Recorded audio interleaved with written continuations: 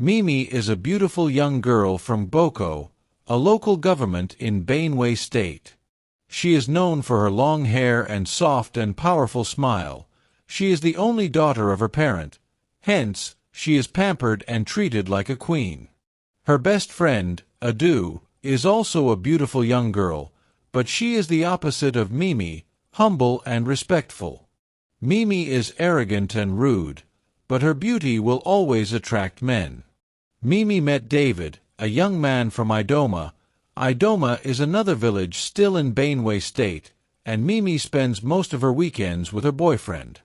David was so in love with Mimi that he proposed to marry her. He bought her gifts and paid most of her bills. David always made sure Mimi lacked nothing as far as he could provide.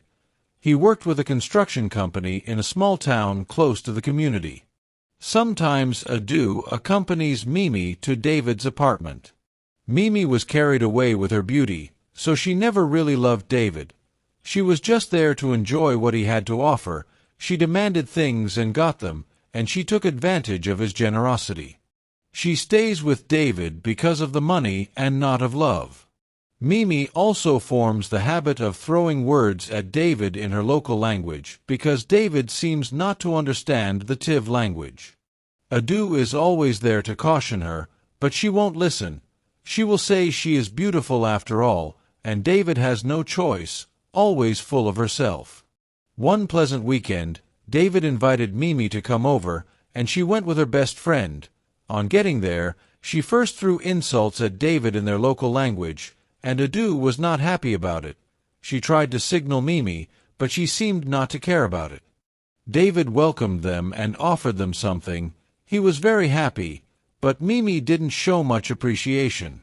Mimi immediately throws insults in her local language again, saying, "Mzabanwenmi anamkwa," meaning, "Did I beg him for anything?"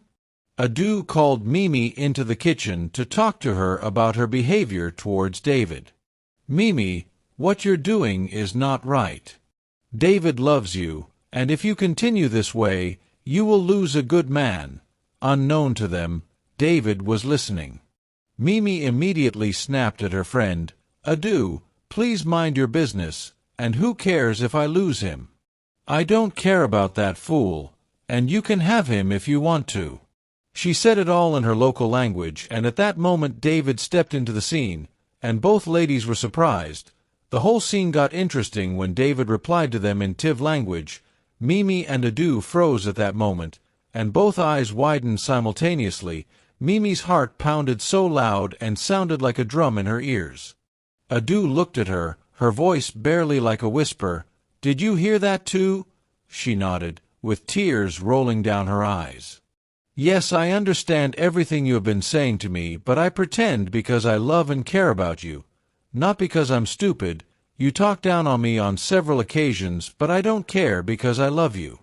I will put a stop to it today. This ends today. Please leave my house." "You are so ungrateful."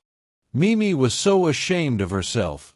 The fact that David understood everything and never said something. Mimi cried and begged David for forgiveness, but his mind was made up. She pleaded for a second chance. Adu joined her friend to plead with David, but he insisted on sending her away. Both ladies were about to leave when David called back Adu. "Adu," he said, "please stay. I have noticed you're different. You portray good characters, and you shouldn't be seen around people like this. I know how many times you've spoken to her, hence she's refused to change. I choose you. I like you, and I want to marry you." Adu was surprised. She didn't see that coming. Mimi got mad and left. Adu agreed to marry David, and they lived together happily ever after.